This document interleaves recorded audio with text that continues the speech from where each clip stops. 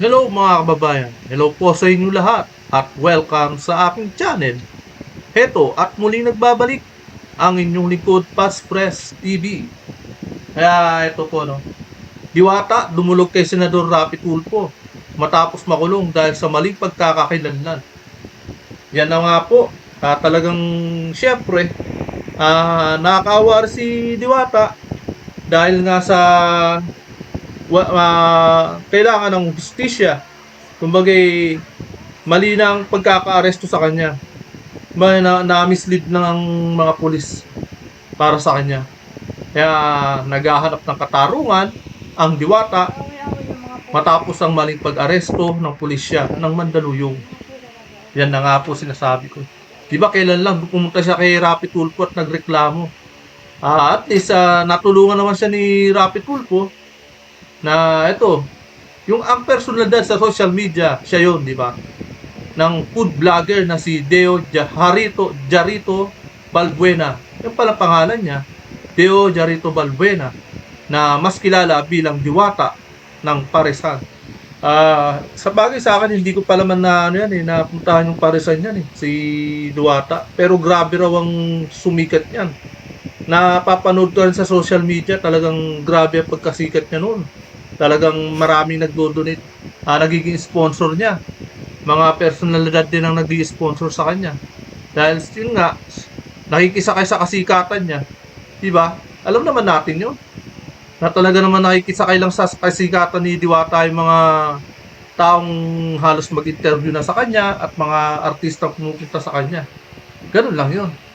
Kaya kilala bilang si Diwata ng Paresan ay yun nga, humingi ng tulong kay Rapi Tulfo in action RTIA, di ba? Matapos na maling arestuhin siya dahil sa mukhang isang kaso ng maling pagkakakilanlan at kapabayaan ng pulis. Siyo na ayon daw kay Diwata, dumating sa kanyang tahanan sa General Trias, Cavite noong October 7 ang mga pulis mula sa warrant section ng lungsod ng 13 Martires upang ihain ang isang warrant of arrest na inisyu ng korte sa Mandaluyong. Ang warrant ay para paglabag sa Ordinance 628S-2016 na kilala rin bilang Anti-Street Obstruction Ordinance. Yun, tungkol to sa kalye, kung saan kung ano yung bagang magiging violation mo. Bagay lumalabag ka sa ordinance. Halimbawa, baka magdamag na nandoon pa sa kalye, di ba? Parang na rin, pagpapahigpit ng isang barangay para maiwasan yung mga krimen diyan. Kaya nagkakaroon sila ng ganyang ordinansa. Kaya nga sabi niya excuse me, wala akong alam sa kaso. Bigla nila akong kinuha. Ayan ang sabi ni Diwata. Emosyonal na sabi ni Diwata sa RTIA. Siya ay pansamantalang ikinulong bago makalaya matapos makapagbigay ng piyansa sa investigasyon ng team ni Tulfo. Nalaman ang warrant ay nagmula sa insidente noong Marso sa lungsod ng Mandaluyong kung saan 5 lalaki ang nahuli dahil sa pag-inom sa kalsada. Yun na nga pala Sa kalsada pa rin, kumbaga magdamag na kaya ordinansa pinagbabawal ng pag-inom sa kalsada. Mahigpit na pinagbabawal ng lungsod ng Mandaluyong. Yun yung naging kaso. Ang problema, eto ang tanong diyan di ba? Siya ba talaga yung nasa sa mga na-involve sa kasong yun? Siya, ang tanong doon si Diwata ba talaga yun? Di ba? Ito, sa pagkakasabi niyo, isang paglabag sa nasabing ordinansa, isa sa mga lalaki umano ang nagpakita ng peking tin ID na may buong pangalan ni Diwata. Ang pangalan kasi ni Diwata ay si Deo Jarito Balbuena. Bilang kanyang pagkakakilanlan. Ngayon ang problema kasi ginamit yung niya ID. Kung ba yung pangalan niya nagamit. Kaya ganun na nangyari. Dapat yung gumamit na yun, falsification yun Dapat makulong din yun. Dapat madagdagan ang kaso nun. Pero may ibang batas dyan para dyan, di ba? Baka may ibang batas dyan na may sasampa sa gumawa ng ganun. Kaya okay lang na dapat kumuha ng hustisya si makakuha ng hustisya si Diwata. Dahil wala namang talaga siyang alam at nagamit pa yung pangalan niya, di ba? Lagi na lang siyang naagrabyado eh. Doon nga sa Parisan, di ba? Nung ma-interview siya ni Julius Babaw, doon yung sinawalat eh dahil merong kumbaga dapat siya eh yung magkakaroon siya ng ng prangkisa eh. Yun dapat ang ginawa niya nung una eh. Kaso nakopya na yung pangalan niya na pangalan ng Parisan niya at nandoon sa ibang lugar na may kapangalan may kapangalan yung negosyo niya sa mga iba't ibang lugar. Yun ang mali niya. Dapat binabayaran yan eh.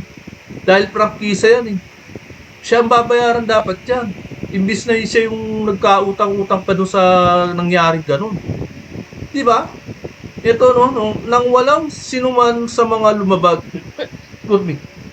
Nang walang sinuman sa mga lumabag ang nagbayad ng kanilang multa, isinampa ng pulisya ng Mandaluyong ang kaso sa korte na nagresulta sa pag-issue ng warrant laban sa pangalan na nakatala.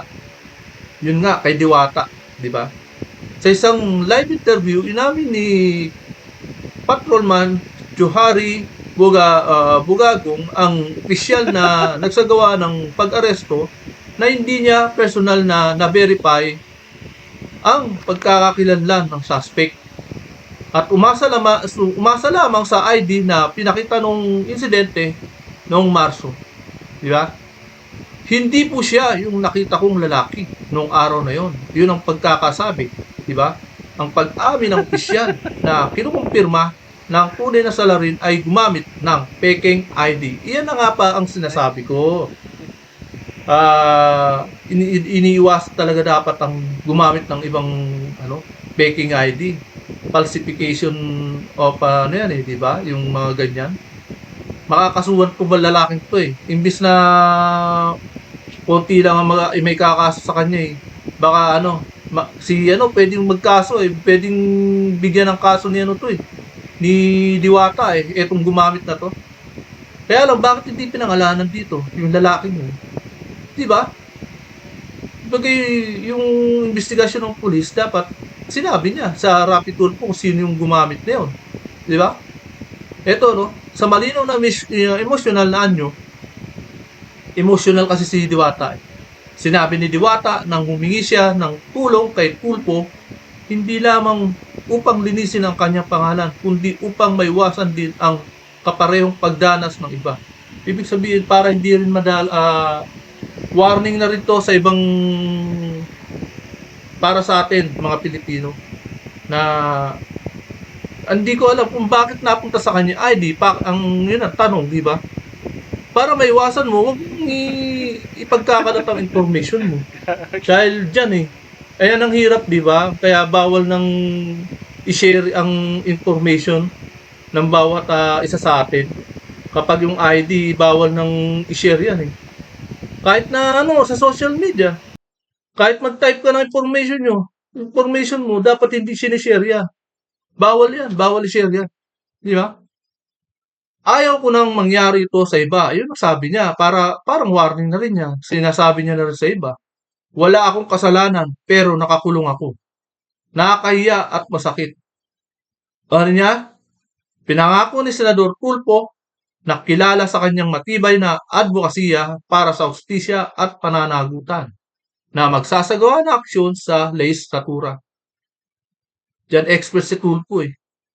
Pero hindi na ako para sa akin,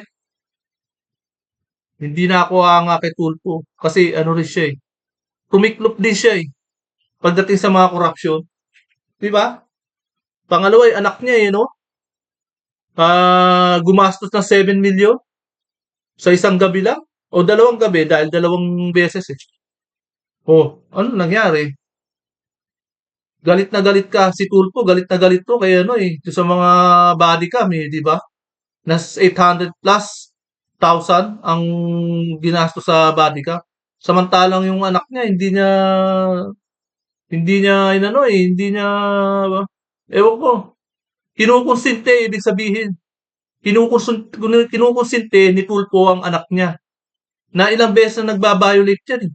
Pumasok yan sa bus lane, di ba? O anong ginawa niya? Wala, pinabayaan niya lang. Grabe, no? Kaya tayo, mag-isip-isip na tayo. Huwag na natin iboboto tong si Tulfo kung ang ano man ang gusto niyang pasuking posisyon. Dahil nakakahiya po. Dahil yung anak niya, nagkakalat na, hindi pa niya, kumbaga, hindi parusa, kumbaga, dinidisiplina. Ibig sabihin, wala kang disiplina sa anak mo. Kaya ganyan, di ba? Kaya ito po, no? Hanggang dito na lamang po. At kung hindi ka pa nakakapag-subscribe, please subscribe my channel para lagi kang updated sa bawat upload ko. Maraming salamat po.